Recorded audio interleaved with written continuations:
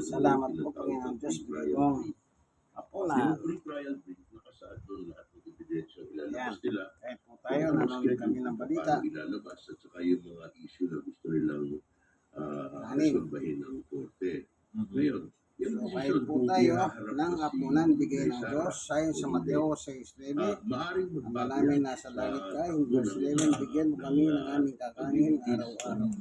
Pwede silang magdesisyon na kung wala naman nila naman ng ebidensya, bakit pa natin isasalang si Sara? Baka ito'y mapahiya lang at mapahirapan at kung ano pa ang masabi. On the other hand naman, kung talagang mahina ebidensya. Well, kung mahina ang ebidensya, hindi na siya isasalang. Okay. Ngayon, kung meron mga issue na hindi pwedeng madepensahan sa pamamagitan lamang ng dokumento, o yung ika nga kailangan manggaling sa bibig mismo ni Inday Sara, yun ang pagkakataon. Ihahanda siyang mabuti para kahit anong itanong sa kanya, handang sumagot yan. At huwag natin kalimutan, she's also trained as a lawyer. Although hindi siya siguro active na practice, pero I'm sure maraming naintindihan yan tungkol sa batas at sa mga proseso. Okay. So, itong pag-presenta kay Sara is a critical decision. At makikita mo, pag nag-desisyon silang i-presentahan o hindi, doon malalaman ng publiko kung ano yung pakiramdam nila sa sitwasyon. Okay, so marami kasi ako naririnig, no, lalo na ibang mga legal experts. If she is presented in court, lalo na live stream yan, ang tingin ng marami, it could either break or make or break her, di ba? Kasi sigurado dadaan siya pag hinarap siya, syempre kailangan hindi niya maiwasan na i-cross-examine siya. Alam niyo naman yung kapasidad din ho nitong prosecution panel, lalo na may mga ano pa yan, private prosecutors, talagang matindi ang pagtatanong na gagawin dyan. So, sa tingin nila, in this particular occasion, lalo na pinag-usapin dito, mga AMLAC tungkol sa grave threats, mabibigat ho yung articles of impeachment. So, if you were part of the defense team, ganito ang mangyari, ano ba, tingin nyo, this could be a problem for her? Sigurado yan, Danny. Alam mo, para sa trial lawyer, no, pag sanay ka na maglabas-pasok sa korte at nag-i-hearing at nag-examine ka ng witness parate, yung cross-examination, yan ang pinakamadali para sa abogado. Dahil kahit ano, pwede mong itanong. Malawak ang iyong discretion dyan. Pwede mong dalhin yung witness sa kahit anong bahagi ng kanyang kaalaman. Yung direct examination, tinatawag, yung pagpresenta ng witness ng kanyang panig, di ba? So, halimbawa, pag yung defense ang magpipresenta kay VP Sara, sila muna ang magtatanong sa kanya. Yun ang tinatawag na direct examination. Yan ang mahirap gawin, na ipresenta yung sariling witness. Kasi may mga restriction yan. Hindi mo pwedeng i-guide, hindi mo pwedeng turuan, hindi mo pwedeng isubo yung mga sagot. Samantalang sa cross-examination, lahat yun na panlilito, pang-clarify, na pang-uusisa, pwede mong gawin.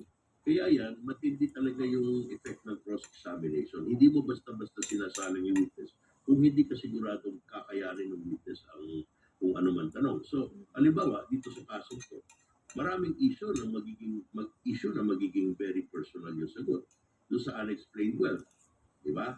Naalala nyo, halimbawa, doon kay Ginoong Corona, di ba? Yes. Merong natuklasan na mga pera doon sa kanyang bank account. The only way to explain it na kailangan niyang aminin yun. Actually, nilagay ng asawa ko yan dyan. Yan galing sa mana ng asawa ko. Kasi walang dokumento na nagpapakita nun eh. Di ba? Tapos nilabas nila yung mga pruweba na ito nga, meron nga estate proceeding. So, posibleng ganyan din ang mangyari dyan. Yung issue tungkol sa sa confidential funds, di ba? Siya nakapirma doon sa mga dokumento. So, paliwanag mo, bakit ganito, ganyan na nakasulat doon? Pinirmahan mo ba yan na hindi mo tinitignan, etc., etc. So, these things, no, siyempre, inaabangan ng publiko yan. Pero isang malaking bagay yan. Pag matindi ang ebidensya at hindi mo hinarap yung Vice Presidente, siyempre, ang tao, isipin, simple, naiwas ka. Diba? Nagtatago ka, hindi mo kayang harapin. Oo. So, dahil itong kasong to is highly publicized. Live yan, araw-araw. Yeah, live stream. Na, oo, tsaka wala kang tinatago, di ba? Yeah. Lahat ng tao nalalaman kung anong pangyayari. Kailangan pag-isipan mo mabuti kung Oo. kailan kung ano ang tamang gawin at ano ang sasabihin. Attorney, alam na po natin ngayon, pinag-uusapan po natin yung mga ebidensya na ihahain po dito sa impeachment trial. Pero ang dami po quote-unquote dramang nangyayari ngayon sa Senado and under our Constitution. Yeah. Kailangan mo pa rin yung 16 votes. So, do you think po, with everything that's going on in the Senate, iba-iba po ng liderato, what do you think, will this have a direct effect with the upcoming impeachment trial po, Attorney? Alam mo ako, natutuwa nga sa mga pangyayari at meron na namang libangan ng ating mga mamamayan. Alam mo, yung impeachment trial is always a colorful event. Ako ay nagbibiro lang. It is a very serious, napaka-seryosong bagay yan.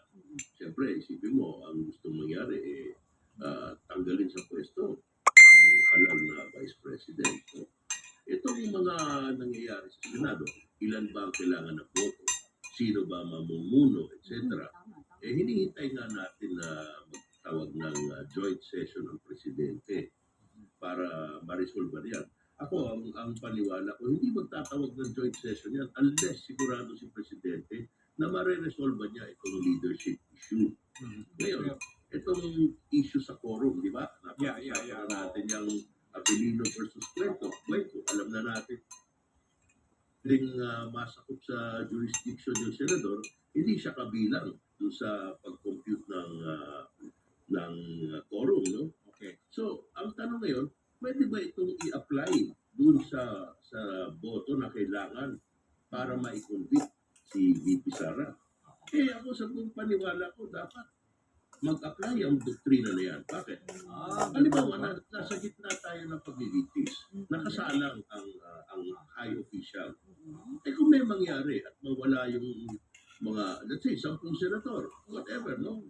Ilayo sana ng Diyos. Pero kung sakaling may mangyari gano'n at ang matira na lang ay 14, ibig mo ba sabihin, magpapa-special election pa tayo bago matapos yung paglitis nung nasaktan?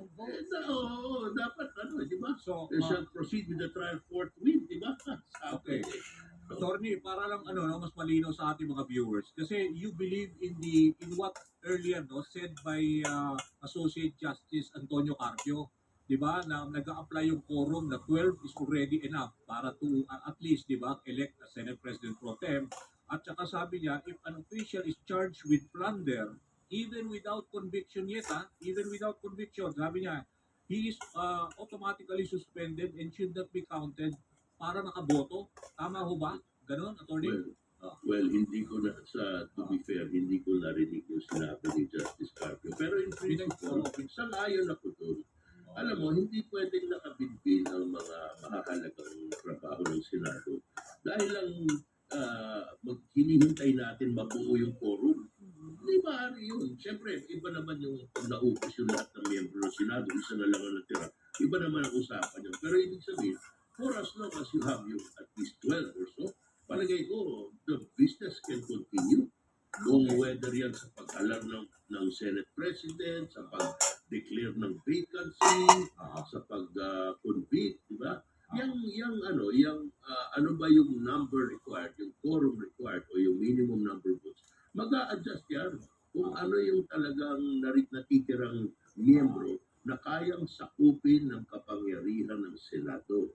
Hanggat kayang ipatawag ng Senado yung mga miyembro niya at pasiputin doon, yan ang magiging basihan ng quorum. So, yung sinasabi ni Justice Carpio na charge ng plunder, even without conviction.